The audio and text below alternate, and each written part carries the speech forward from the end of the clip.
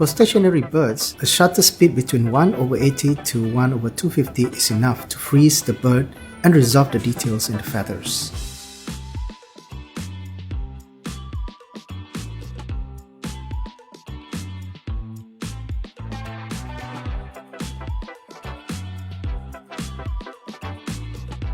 To ensure the subject is fully in focus, use a larger aperture number, up to f9.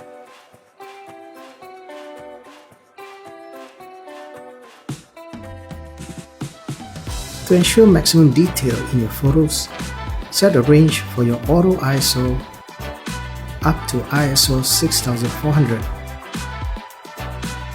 and compensate according to the lighting condition.